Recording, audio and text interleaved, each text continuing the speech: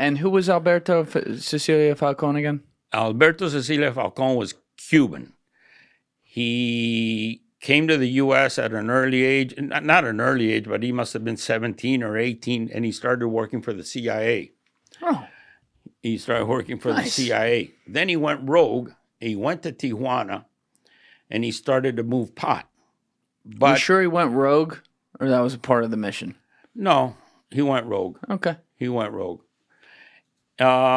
He started to move pot in big amounts. And he was one of Mexico's first marijuana multimillionaires. Back in 76, let's say, 75, 76, 74, when there was no, I mean, Chapo was around, the Arellano brothers were around, but they were low level. Right.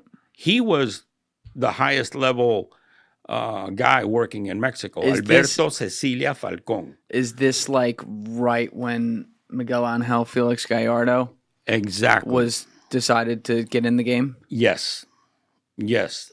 Alberto Cecilia Falcone at that point, well, you can tell in Narcos Mexico, although they killed him in Narcos Mexico, and I called Jesse, I said, that's not true, because I was with Alberto in 1996. Did they do that because it was Hollywood, or did they really think he had been killed? No, it was Hollywood, or a mistake, or they just wanted to end his part in the series. Understood. And they figured kill him, because actually what happened to him was he went away for 18 years. He was the first guy to escape a Mexican prison via a tunnel. They put him in Lecombrí prison, and he escaped. What was his full name, Falcone? But Alberto Cecilia Falcone. Cecilia with a Yeah, let's pull up this guy's Wikipedia. Alberto Cecilia Falcone. So he was a Cuban, ends up in America, works for the CIA. What was he doing on behalf of the CIA, allegedly? Probably something to do with the Bay of Pigs. Oh, nice. Probably to do, with the invasions and that shit. Okay, so Alberto Cecilia Falcone, this is from the Narcos Wiki fandom. He was a Cuban drug lord active in Mexico, a prominent high society cocaine trafficker. Cecilia Falcone shipped cocaine into the United States through the Tijuana corridor.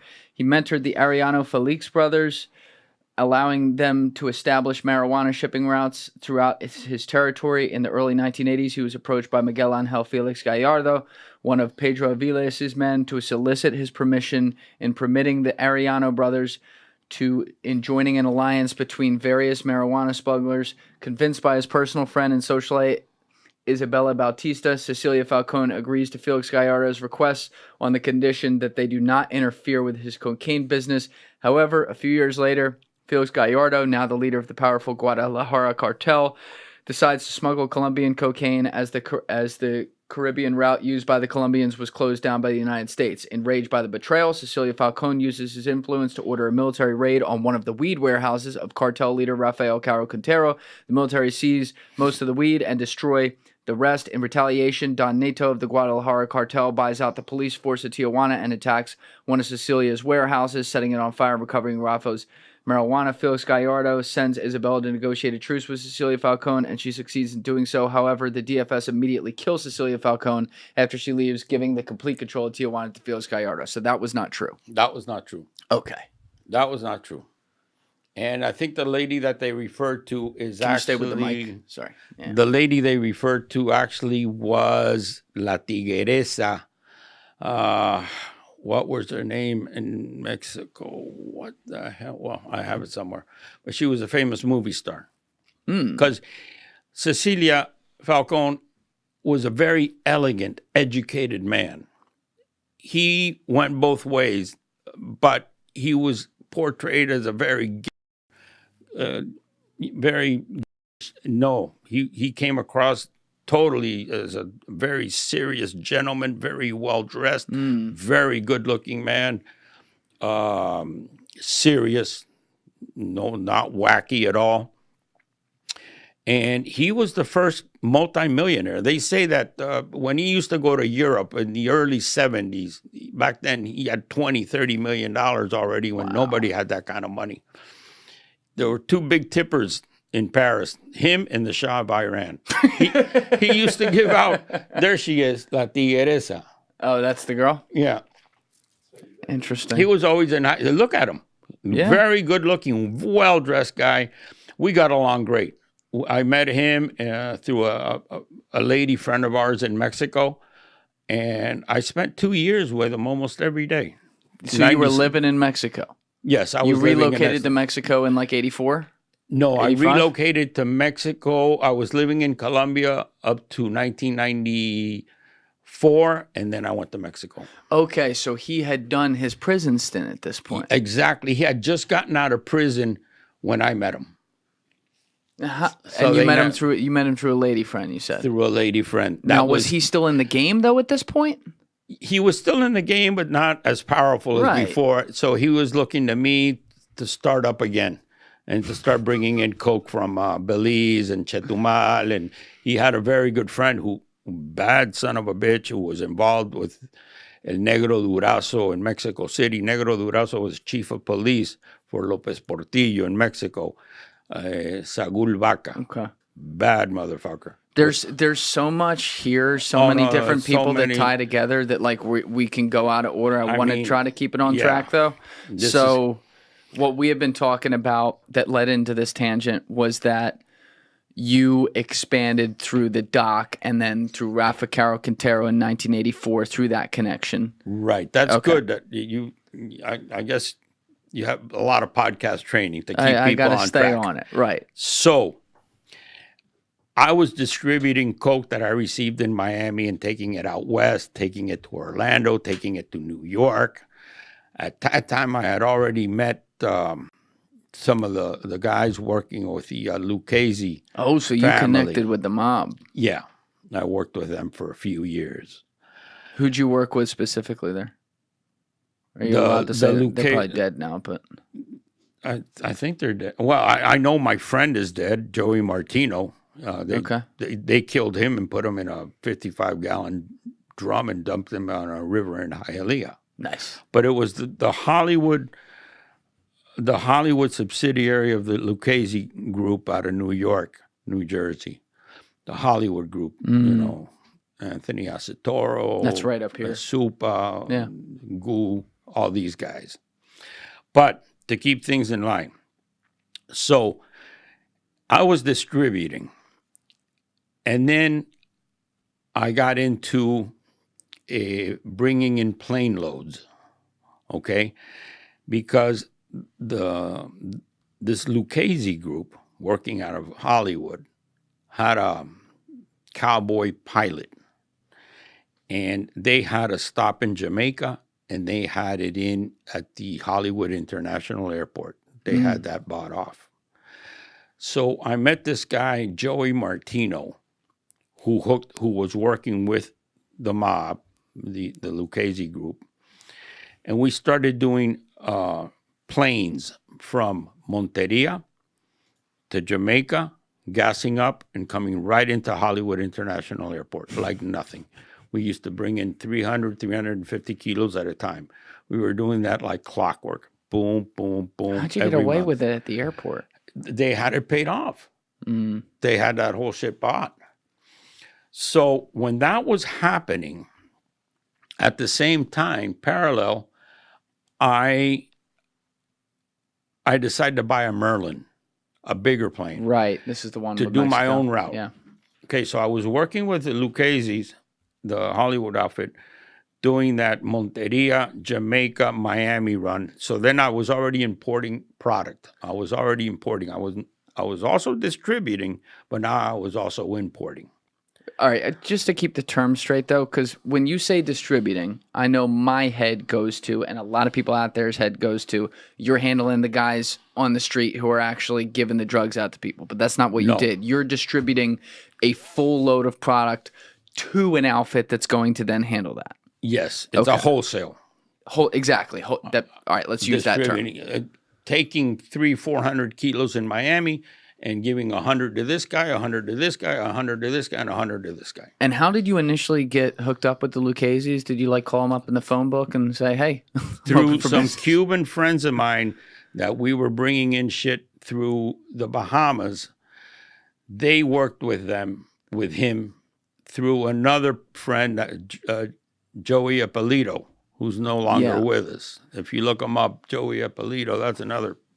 I meet Joey, and Joey says, wait, you got the hookup in Colombia. I got the guys, the mob guys who have a cowboy hick Florida pilot who has a small plane, but he can handle 300 to 350 kilos. Not that one, unless a different one. And so I talked to these guys, and sure enough, I start giving them product. They send the plane down, we load it, and it comes into Miami. Then I said, I want to start doing this because the doc tells me, man, you're wasting your time. We could be hitting the Mexican border big time because I got the hookup with Rafa, and Rafa's introduced me to some of his friends that are, moving shit right across the border in Tijuana. So I bought the Merlin, and I decided to use the Merlin strictly for Mexico.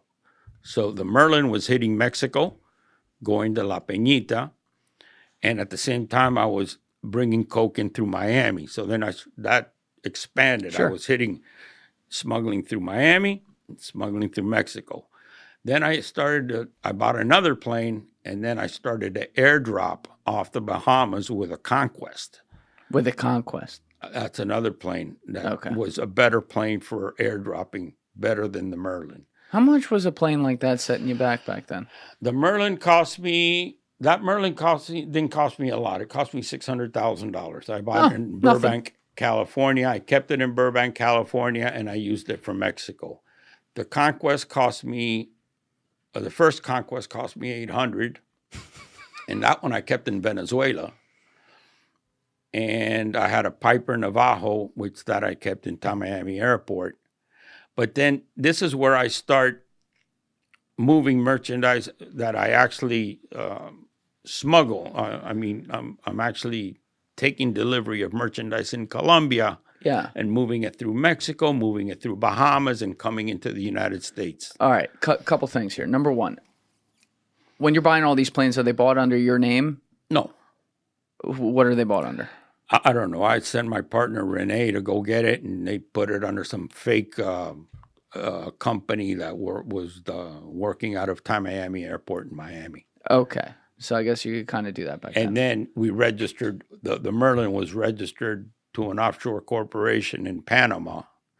Huh. And the Conquest was registered to also, I believe, a Panamanian corporation, but it had Yankee Victor. It had Venezuelan call letters. Didn't you end up in the Panama Papers or something? Yeah. You were mentioning that, so maybe that has something to do with it. Paradise Papers. Nice. All the papers. Yeah. So, the morning paper, afternoon paper. Second question. As you're building this empire, though, you mentioned earlier the fact that you had all these offices around the world eventually and stuff.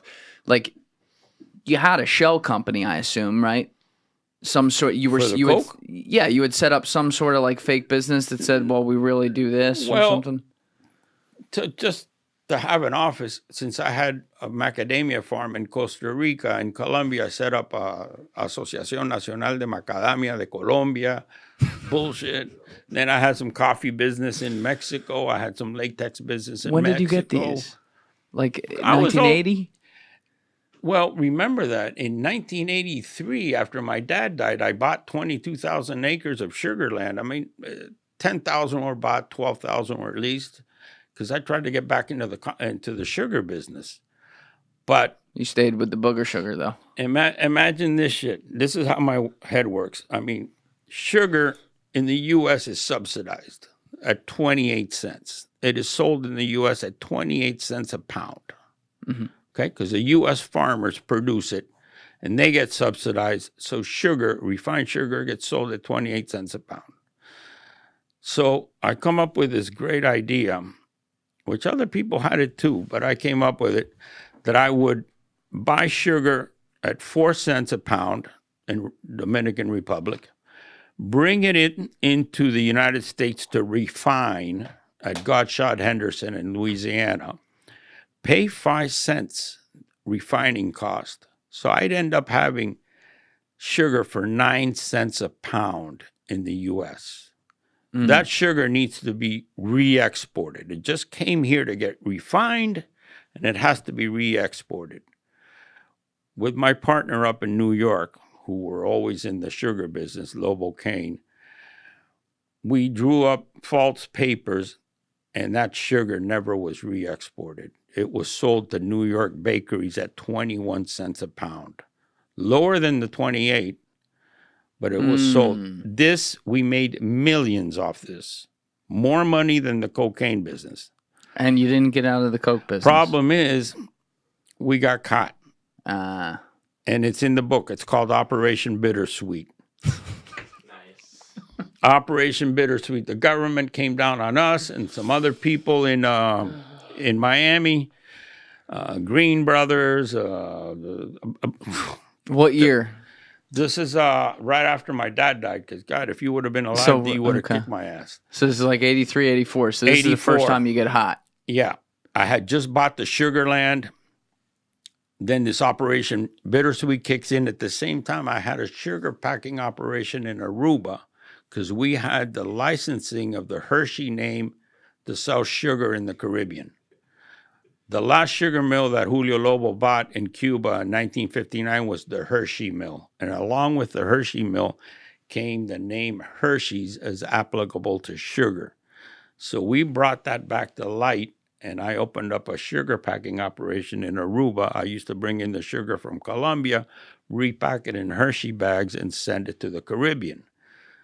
Then I realized that, hey, isn't Puerto Rico the Caribbean? Yes, it is. Well, but Puerto Rico is also the U.S. So we did a couple of those runs, but then, and that was successful. You know what I mean? But Operation Bittersweet hits. I get subpoenaed. Thank God, when the U.S. government subpoenaed my partner in New York, he received his subpoena and he died of a massive heart attack. So I was able to go to that subpoena and blame it all on him and walk out. Because he would have lived, he would have blamed it on me, because I was the guy that put up the initial $3-4 million to get this whole thing going, and I would have been indicted. I love that. He's like, thank God he died. That was incredible. Thank God he croaked. He dropped dead right on Staten Island, right across the street. So they didn't come after you after that? Oh, I had to go to the subpoena. Yeah, but once that was done, you're like, it was all him? Sorry. It was all him. Did they make you pay a big fine or something? Nope. They made him pay his estate and his company a big fine. The U.S. government came down, and then I got scared. And I said, no, this shit is getting wild. So listen to this. So I had bought all this acreage of sugar land and leased the rest. And I didn't really know the details, but I bought it. Where was it again? Clewiston, Florida. Right. And I bought it with a friend of mine that also used to work for the CIA, Amado Hernandez. You went to Georgetown, too. I'm just saying, there's a few things here that are a little... some stuff that lines up. I don't know. Jesuits. They were in Portuguese Macau before the Chinese even had a triad. Listen, Luis, if you're a spook, you can tell me. This is a safe space. It's okay. Spooks. So we buy the sugar land, and suddenly a hurricane hits. And I go, fuck, now we're really fucked. What are we going to do now? So I go to the P.O. box in Key Biscayne, and this, I had, since Operation Bittersweet hit, I had given back, I was already in the process of giving back the land to the guy who I bought it from, Carlos Reynolds. Okay. In that process, a hurricane hits. And I said, fuck, we're really fucked on this. So I go to the P.O. box and I see 2 envelopes from the U.S. Treasury Department. I said, this is all I need. A hurricane hits, Operation Bittersweet, and now the IRS is going to nail my ass. I open the envelopes. It's 2 checks totaling over $4 million for crop insurance that I didn't know I had. I took the $4 million and I stashed it in Aruba right away. I said, this is it. So I gave back the sugar land, but since when the hurricane hit, it was in my name, I got to keep the $4.8 million from the crop insurance. So that was a nice paycheck, You still got that bank account? No. But I'm not really buying that. Aruba is a nice Aruba is a nice place to visit. Okay. And so all this, I mean, this is 25 years, and so much shit happened. I mean, you know, I talked to a couple people to do the book, and a couple of them just couldn't put it together. It's not everybody that can write and put together 25 years of somebody's history. Jesse Fink is very like, yeah, he did a great job. He put together 25 years.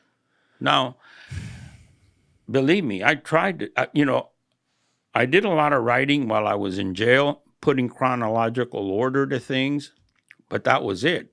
I'm not an author to be able to put it all together in book form. Sure. I needed somebody. Of course, we did it together, and I think he did a great job because it's not easy. No. To put together. I mean, I wrote down everything because I had a good memory. I think my memory's failing me now. But this is amazing that he put that together, and it is. He researched this, like that whole thing. When I called him up and told him, "Listen, that's bullshit. They never killed Alberto Cecilia Falcone." He had to stop because he researched everything, and he was in doubt. Who's telling me the truth? He called Alberto's sister, and Alberto's sister in Mexico told him, "No, my brother, you know, wasn't around in '96. He died." And then later on, he found out that she wasn't telling the truth. Right, so they were trying to... And that's when Brian Dennard shows up. Can we talk about this Brian Dennard guy? Yeah, he's a good friend of mine. Again, you're not helping your case here. But Brian Dennard, you were telling me about him last night. He's allegedly still in the CIA. Like, I guess you never leave. He's fucking around overthrowing some governments. No. He's a consultant. He's got a consulting firm. They do some consulting in Africa. He's a very colorful person. He's a tough guy. But he was CIA for a long time. Yes, he's come out publicly and said it, that he was a CIA operative for many years. And the reason that Jesse Fink ran into him, because he commented something on a post that Jesse Fink did while he was doing the research on Alberto Cecilia Falcone. He says, "I know Alberto Cecilia Falcone because I was with him in the early years in Mexico." Brian Dennard. Now, he's that's when he allegedly went rogue, though. I don't know if he was rogue or not rogue or who he was working for, but he did meet Alberto and became a very good friend of Alberto's. No, I'm saying that's when Alberto went rogue. And Brian's saying he was there on behalf of the CIA at the time. He was already running the Tijuana cartel, Alberto. Right, and Brian is friends with him. Yes, as a member of the CIA. Yes. Yes. Do with that what you will. Yeah. Okay. Yeah, very interesting fellow. I'm in touch with him a lot. We've become friends. Well, a big question surrounding CIA and cartels at the dawn of this thing is the aforementioned Kiki Camarena thing. And I've never heard the CIA had nothing to do with that. You think they had nothing to do with that? No. That was just a fuck up. They shouldn't. Back then, nobody knew that you couldn't kill a DEA agent. The DEA agency was not what it used to be now. They didn't know. Okay? These guys were just a bunch of flip-floppers starting. The DEA, they just flipped out and made a decision that was not a good one, and it came back to haunt them forever. They killed Kiki Camarena, Caro Quintero, and Felix Gallardo. The CIA had nothing to do with it. Right. So this is what we had talked about with Rafa earlier, because we know that he was involved in that. My buddy Danny Jones had in Felix Rodriguez, though, for a podcast recently. Felix, that was all bullshit. Yeah, Felix said he wasn't there. Nothing to do with it. So that had been the story for a while, that he had been undercover on behalf of the CIA and was in the cartel, and then Kiki was brought to him, and he was required to torture him and do that, which This is where people's brains explode on some stuff, but I don't know what was going on. Let's just hypothetically say for a minute that is what happened, and you say it's not. We'll get to that. But I think about this a lot because I'm like, damn, Kiki Camarena was actually really good at his job. He ended up in the middle He busted El Buffalo. Right. That big farm. Right. He ended up in the middle of the most powerful people because he was a good agent. And he suffered. And he suffered. So he gets then caught up with them. Like you said, they didn't think anything of like killing a DA agent. And let's just say, hypothetically, Felix was there and he was working on behalf of the CIA and then was the guy who did this. I think about this a lot because I'm like, okay, what if the CIA had some sort of 10, 20-year operation going on that had serious national security implications, right? And they had someone deep cover like this who needed to keep his cover. And unfortunately, and that's a really light word to put on this, but unfortunately, this really good DEA agent gets caught in the middle of it. And the decision is, do we break our cover and blow this entire long mission? Or does this guy become a sacrificial lamb? That's a tough, like a lot of people at home, including me emotionally, are like, oh, you break cover and you make sure you protect your own. But it's from an intelligence standpoint, I get why that's like this tough decision, but you're saying it's irrelevant because that's not what it was. Back then, you know, what the Mexicans were doing with the pot, they were crossing pot and, you know, Gallardo and Rafa and the Arellano brothers in Tijuana, they were doing the pot, and then Mata Ballesteros introduces them to cocaine, and they had internal conflicts because Rafa never wanted to go into cocaine. That is true. But eventually they all went into cocaine. But that was a clusterfuck among them all. The CIA wasn't really involved in that shit. The CIA got involved in the Contra shit. I mean, when they get involved, and they get involved proactively. They're not just... The CIA doesn't take is not the small partner in the deal. They take control of the whole thing, and that's the whole thing that happened in Nicaragua.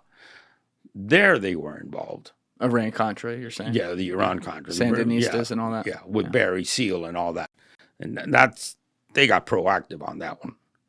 But that whole they're too intelligent. What the fuck are they going to be doing with Kiki Camarena? That's a DEA. They don't even like the DEA. Right. Well, that's what I'm saying. He was good at his job, and he ended up, he could have hypothetically ended up in the middle of it. Yeah, he was a very good agent, and it was a DEA operation. CIA wouldn't even, they don't want to get involved with the DEA and something like that. They ran their own show in Nicaragua, and they ran it from A to Z. Now, Felix was involved in going down there to Bolivia when they captured Che Guevara. Yes, he was. He was the real McCoy. He was the guy running that. Yeah, and he's the real deal. You okay. know.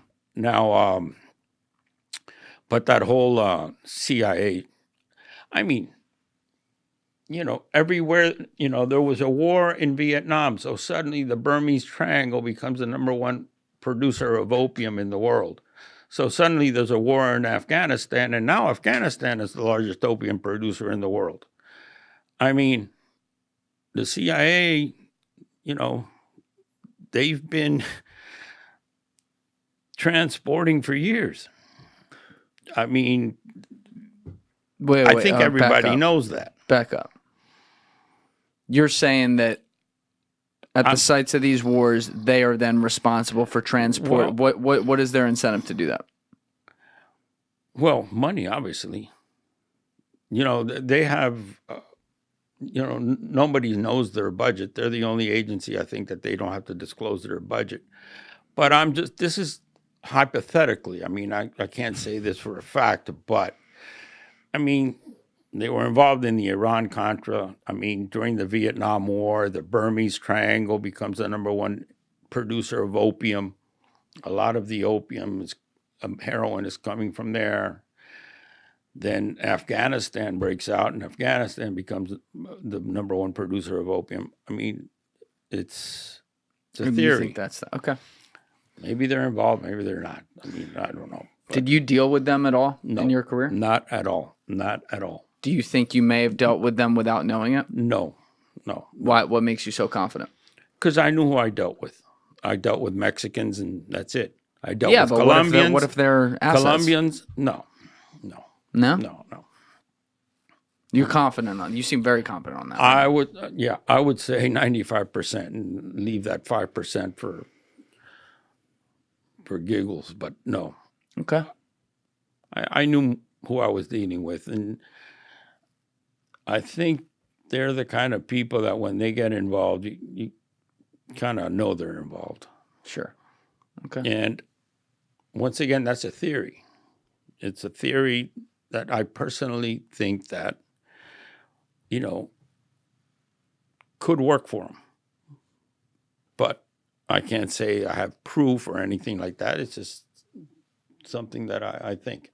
Like Southern Air. I mean, who owned Southern Air or Air America or all those companies? Supposedly, I don't know. Put up Southern Air. I think they're linked. I'm not familiar. Southern Air? Southern Air, yeah. They were based in Miami, and they were, shit like that. So it's Southern Air.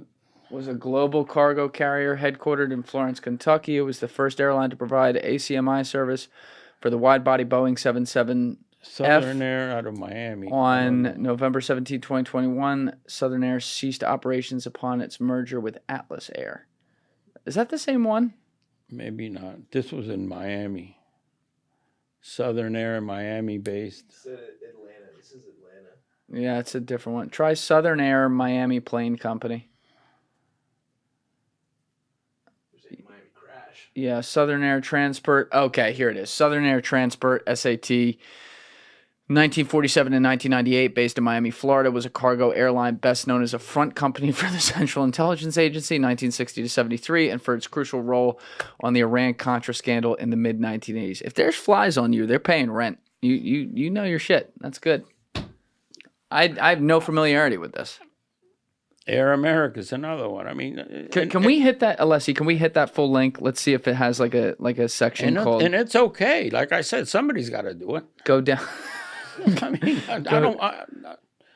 Okay, Iran. All right, this is on what's this called? Southern Air Transport page under Iran Contra affair. As part of Oliver North's activities to trade arms for hostages with Iran to support the Contra rebellion in Nicaragua, Southern Air carried loads of U.S. weapons bound for Iran from the U.S. to Israel, and on the return flights carried weapons destined for the U.S.-backed right-wing Contra rebels in Nicaragua from Portugal. On 5 October 1986, a Southern Air Transport C-123K loaded with weapons failed to return from the scheduled drop to the Contras in Nicaragua. In charge of the operations was Felix Rodriguez. There he is. He was the logistics officer for airlifts of weapons and supplies from the Lepango Air Base in El Salvador to the jungle hideouts of the Contras. Rodriguez did not notify the Defense Department or the CIA, but rather attempted to get word about missing C-123K to Donald Gregg, the National Security Advisor for Vice President George H.W. Bush. The shooting down of the SAT flight helped expose the Iran-Contra scandal. Logbooks retrieved from the wreckage linked SAT to a history of involvement with the CIA, cocaine, and the Medellin drug cartel. The logs documented several SAT flights to Barranquilla during October 1985. In the same time period, Wanda Palacios told the FBI that SAT was running drugs. She worked in the early 1980s for the Colombia's Medellin cartel and had direct knowledge of the cartel's dealings with the CIA and the Contras. She brought in testimony to U.S. Senator John Kerry. Wanda Palacios had witnessed in 1983 to 1985 in Barranquilla the arrival of SAT planes loaded with weapons for the cartel, which would then send them to the Contras. The planes would return to the U.S. loaded with cocaine. Palacios stated that Jorge Luis Ochoa Vasquez himself explained to the Guns for Drugs deal with the CIA to supply the Contras. Whew. You've got good eyesight. Yeah, I'm trying. It's a little small there, but like I said, somebody's got to do it, and it's out there. I mean, why not? I mean, so you didn't. What I'd been asking you was that you didn't see any involvement in your own dealings, and you didn't see involvement in Mexico. But what's clear is that there was involvement, allegedly, between CIA and Pablo Escobar's Medellin cartel. Yeah. If I did it, why wouldn't they do it?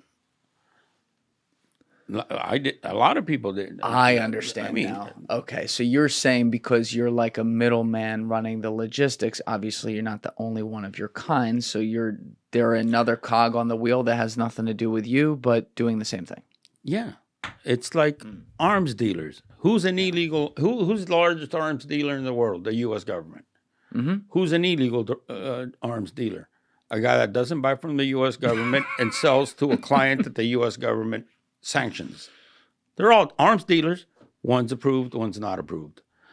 So, drugs. I mean, it's a hell of a business. It's a great business. Why was I in it? Because it's a great business. So, you think I'm the only guy that's going to realize it's a great business and be involved? No. Pharmaceuticals, legal pharmaceuticals, that's probably worse than illegal pharmaceuticals. You want to get rid of the cocaine business? Easy. Pass it on from the DEA, pass it on, give it to the Department of Agriculture. Give them $20 billion so they can go out and buy all the coca leaf in production. They buy it all. That leaves no coca leaf for any other group, office, export company in Colombia to export any cocaine because there's no coca leaf. The U.S. Department of Agriculture bought it all. Do you think it'd be feasible to do that? It's hard. I mean, people say that Castaño, who was a paramilitary, they were trimming him for that purpose to act as a buyer's rep in Colombia, because obviously whoever does that is not going to be a very popular figure. They're going to want his head on a silver platter. But if you, just like United Fruit, when they wanted the price of banana to go up, they would buy all the banana in Central America. Nobody else would have banana. Banana exports would go down, price would go up. So if you have a guy with a paramilitary strong group of 10,000 armed men, start buying up a lot of the coca leaf in production from Bolivia, Peru, and Colombia. And you start storing that, suddenly there's no cocaine for anybody. So when there's no cocaine on the street here in the United States, that creates another problem because there's a lot of people that live off that business. People that, if they do not have cocaine to sell, they still have to feed their families, and they may not take a job at a 7-Eleven or at a McDonald's to flip burgers. They may decide to go into your neighborhood and hijack your car and kidnap your daughter. Shit like that, that social shit, that just the domino effect that goes down. Look, right after they killed Pablo, Cali put the word out.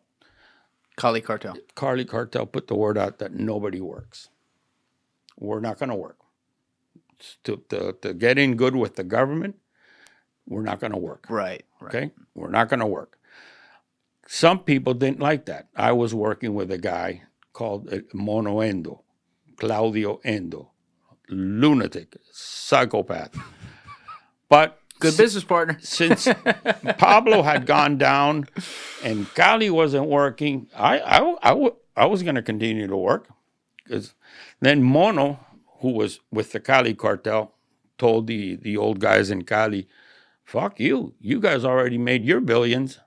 I'm continuing to work. And he was a violent son of a bitch, Monoendo. He continued working. I worked with him for a while. And suddenly one day, they came into his farm and they shot him up. And he was in the bathroom, and they machine gunned the bathroom to hell. And he was in it, and he got popped full of holes. They killed him. But you see, Cali, at that time, there was no coke available in Cali because they weren't working. Yeah, we just skipped ahead to like 1993. But yeah. That was after they killed Pablo. Right. Now trying to think here. There's two main threads that I think we really got to cover just because culturally people are aware of it, and I want to see what you knew about it. But like we were talking about Kiki. After Kiki was killed and then found, there was a manhunt for Rafa Caro Quintero. Right. and he fled to Costa Rica, where you had a home base. You had a macadamia farm there, right? Yeah. And you kept Costa Rica clean, meaning you didn't do anything out of Costa Rica, so you could have that as like a front spot. Never. Okay. But you got a phone call to see if you would help him? Who called you? Doc called me, and he said, you know, Rafa's in Costa Rica. What can we do for him? You know, he's hot. And is there any way we can get him out of Costa Rica? And I tried. I made a couple phone calls, but it was nothing to be done there, at least not within my power. And I really didn't want to heat myself up in Costa Rica. He went to Costa Rica and he got caught there. And there was nothing I could do, but Doc was very good friends with Rafa, and he called me up to see if I could do something, but nothing I could do. Did you have a thought there, though, that like this is pretty fucked up what he did? Because this wasn't like killing a gangster. I wasn't even thinking about that. You didn't? No, it was known that but remember, when they killed Kiki, it didn't become that popular and it didn't come out in the news as much as it did later. It wasn't immediately that this whole thing blew up, and it was the media hype came in a little later. But you knew that, like, again, he had killed a government agent. He hadn't killed, this wasn't like, 9 Peruvians in a hotel room or something who were dealing blow on their own. Yeah, but that didn't come to my mind right away. I knew that he was in Costa Rica, that he needed help to get out, and if I could lend a helping hand, I would, but I couldn't, and I didn't want to be making phone calls to people in Costa Rica and heating myself up. Okay. And I told doctors, there's nothing I can do, and it would just be totally counterproductive for me getting involved in that. But you had also said you didn't live in Mexico till the 90s. So you're operating things there. You're flying in the planes there. You're helping them build this business even after Rafa goes away. But you were living out of Colombia and Costa Rica primarily. No, Colombia. No? I never went to Costa Rica because... You kept it clean totally? Totally. Okay, I understand. Totally. And I knew Costa Rica was very gringo friendly. I didn't want anything to do with Costa Ricans. So I lived in Colombia, would travel on and off to Mexico back and forth because I had businesses with, Doc and Oreo and other Mexican groups. I was also, later on I was working in Cancun a lot by boat. By boat? Yeah, we started when planes got hot and it was difficult because of the radar station in Panama.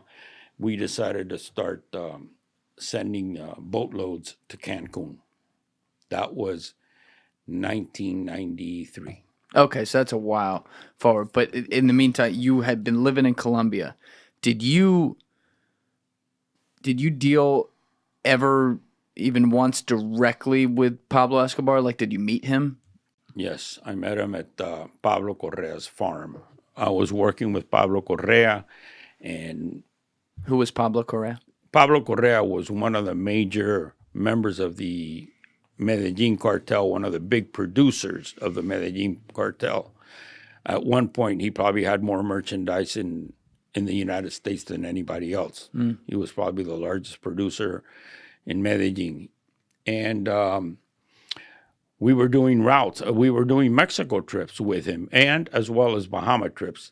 This is why my numbers got so big. I was moving so much because I was working Mexico, I was working Central America, and I was working the Bahamas. And each of these trips were 1,000, 1,500 kilos, 1,000. So when you start adding all this up, those thousands of kilos just start building up. Sure.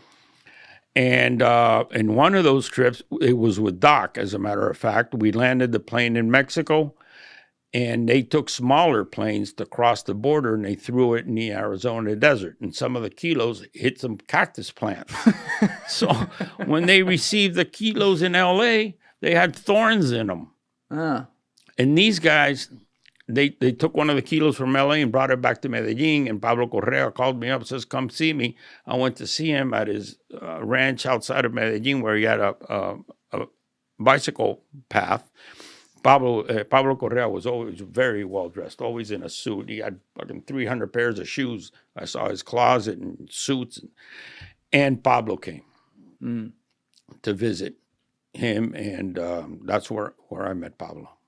Now, how many people are there when you meet him? Well, Pablo Correa had a few of his people there, and obviously when Pablo came, he had one group come in first. You know, they call it anillos de seguridad, you know, security rings. First one group comes in, checks it out, makes sure everything's good. Then, you know, Pablo comes, and then another stays back to make sure nobody comes in after he does.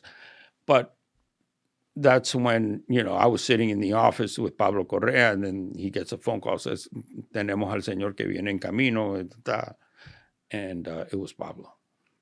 And this is like 87, 88, something like that? This was 80, no. This is 88, 89. I was working with Pablo Correa and Paco Burladero. So it was about 89. I remember that guy. Yeah, that guy was a real sweetheart. Paco. He got his head chopped off. He got too big for his own good, and he decided to retire. And he pissed a lot of people off. A lot of people trusted him. He kept a lot of merchandise, and he had a lot of control over a lot of people's merchandise. And I was transporting for him, but he would there's 500 of your kilos on the strip, and he would send them to Miami. And he would make it, but he wouldn't tell you. And he'd sell it, then come back and replace your kilos. But, you know, that was like free money. Yeah. And bad things come back to hurt you. And then people started finding out that he was on the take. Yeah, doing things like that. Playing around with people's merchandise. Sometimes it was your merchandise that, you know, had a fall, and he would tell you that it was yours instead of yours because he'd rather have a problem with you and not you. And in the end, they just grabbed him. They took all his money. They told him they were going to set him free. He went to the river to wash his face, and the guy that was with him cut his head off. So he had stored his money, I guess, in a lot of places, so they made him give him access. Over $100 million back then he had in Europe. Okay. That was 89. Now back to Escobar, though, because you're meeting him then. If that was like 89 when you were on the farm and met him, he's at the height of his power, basically. Like, that's when he is the guy. Whoa. Were you afraid to meet him? No. It was cool. It was just normal meeting another dude. Yeah. What was he like? Very gentleman-like, very smooth, not hyper. Very, very leveled. Even, you know, he wasn't, you know, a creep, or he wasn't crazy. No. Monoendo was off the wall. He was hyped up. He was like on methamphetamines all the time or something. Pablo was a very mellow guy. I mean, like there's a saying, you know, tiene dos tetas, una da mierda y una da leche. Depende a cuál te prendas. Something about shit or milk? Well, he's got two tits. One gives milk and one gives shit. Yeah. Depends which one you're going to grab onto. Right. I mean, they're all like that. I don't like that you know what he says fully before I know it. This is a little scary. But I mean, would I wake up in the morning and think about dying, getting arrested? No.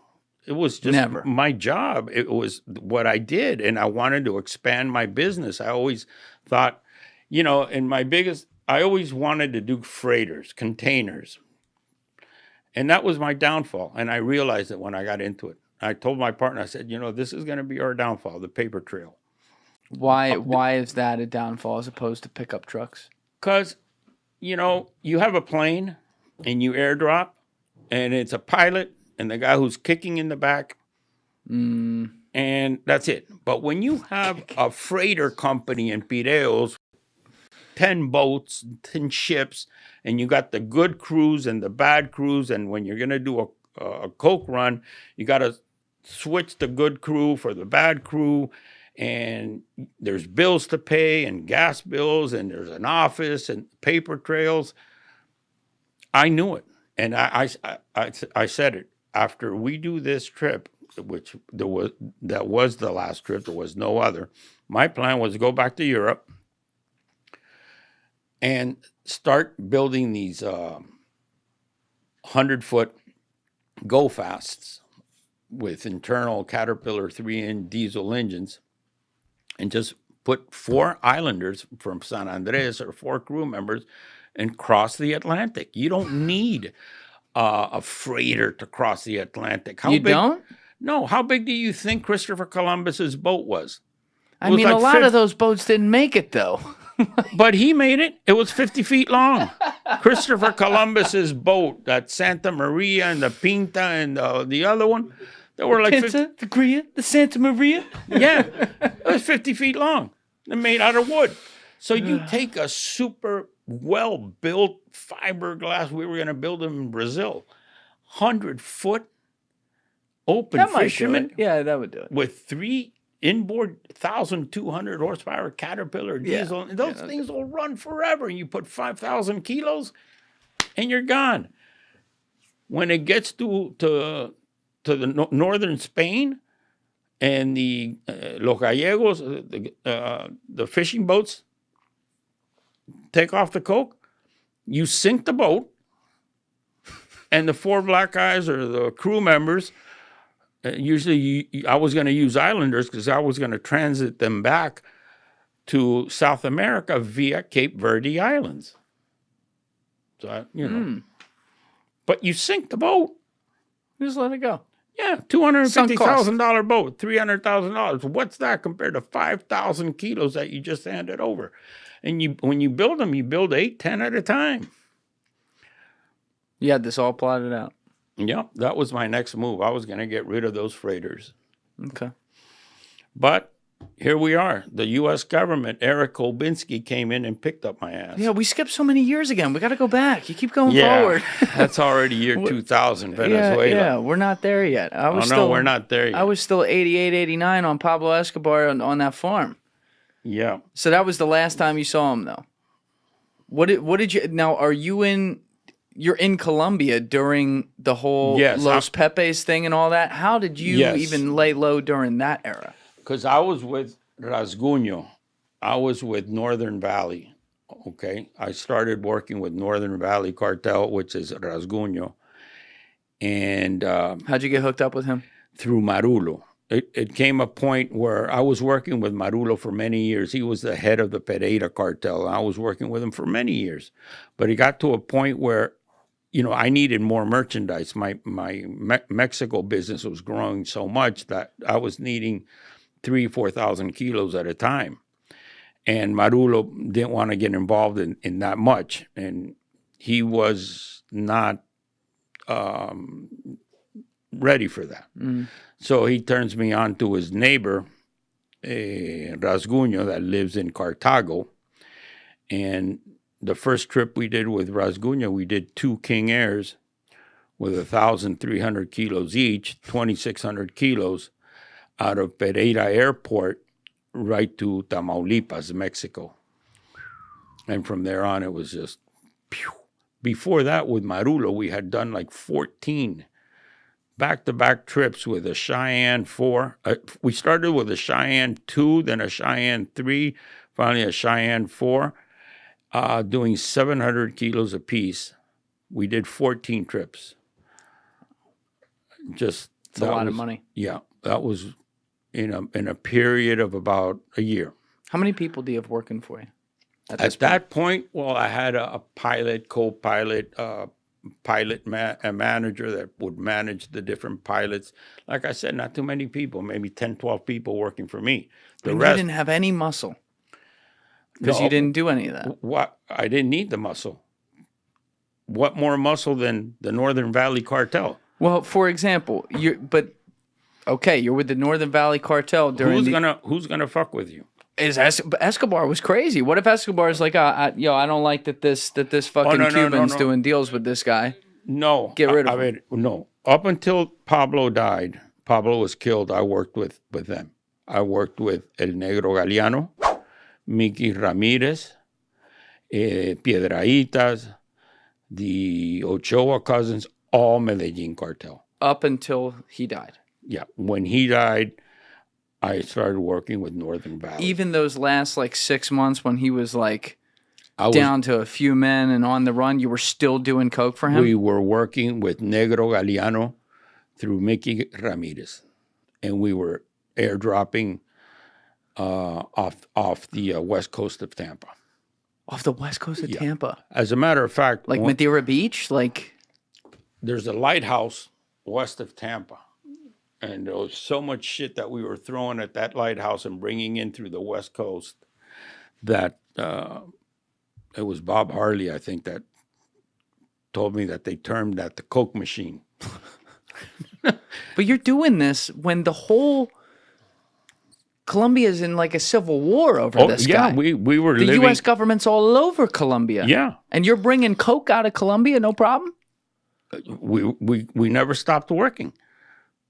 El Negro never stopped working until the day that he went to visit Pablo, that he got killed in La Catedral.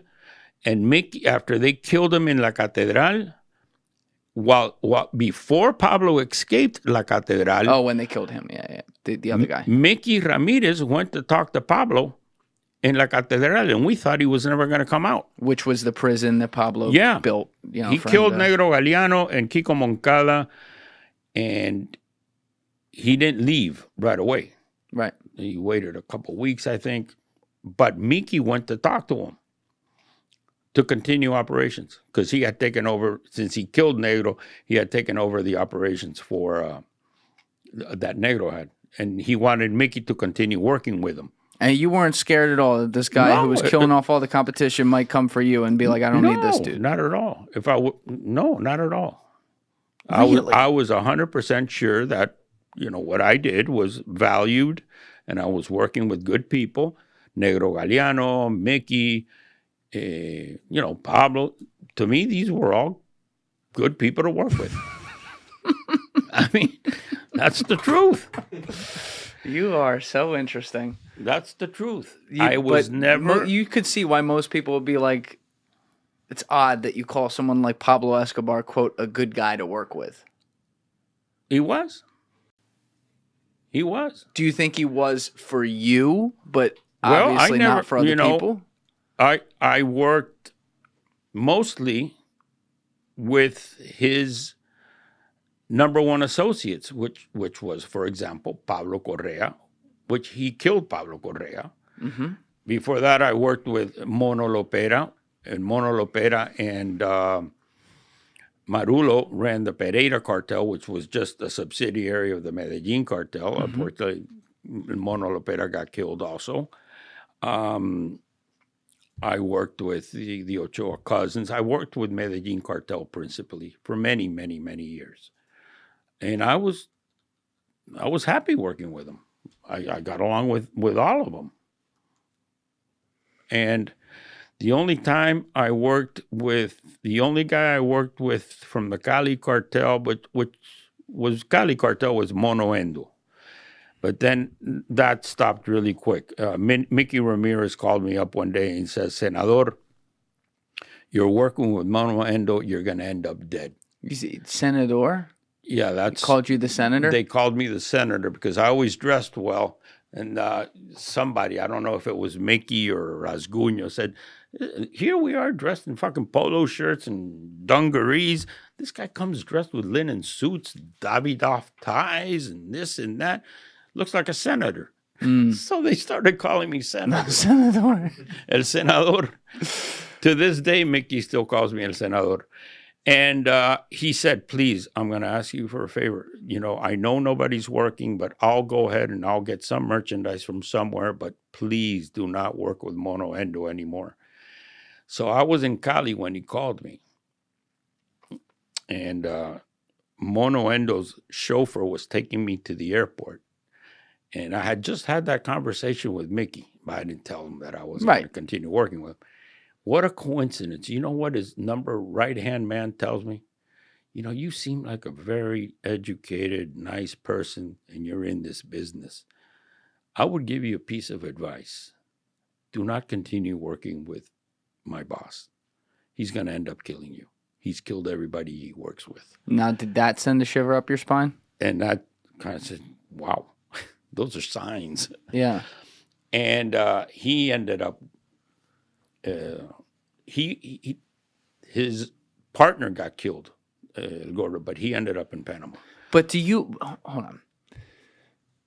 If you then stop working with Monoendo, I stopped. You didn't have a fear that he would come to you for reprisal for refusing to work with him? No. It's kind of like you're stuck between a shit and a fart. No. Monoendo had other routes and other things. You know, it just panned out, and for him, I stopped working. I was just another guy. I mean, he had other people he worked with.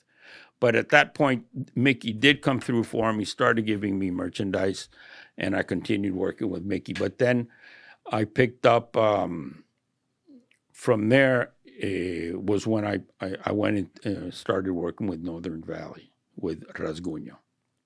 Okay. And Northern Valley had been around. Actually, because that was I was working with Mickey and Northern Valley at the same time. Towards the end of Escobar's life? No, after Escobar. Okay. And during Escobar... Yes, it overlapped. I did work with Mickey and Negro Galeano, and we were airdropping in that lighthouse. Off Tampa. And we were already working with Rasguño. There was a little overlap there. Okay. Because after they killed Escobar, or was it before? We had a meeting, there was an overlap. And that was December 93, I think he was killed, right? December 93. So, but the last year... December 2nd, or a couple years there, they were crazy, though. I mean, the country was, like, torn apart because of him. Yes. Shit was burning. Yes, but I never looked at it that way. I never... I mean, they were putting bombs in Centro Comerciales and... But we still want the Centro Comerciales. We still want the restaurants.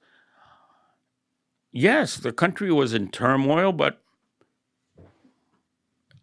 we lived there, and that's where we lived, and that's where I worked, and that was that's what was happening at the time. Thank you for watching the video, guys. If you haven't already subscribed, please smash that subscribe button and check out this clip's full podcast episode by clicking here or in the description below.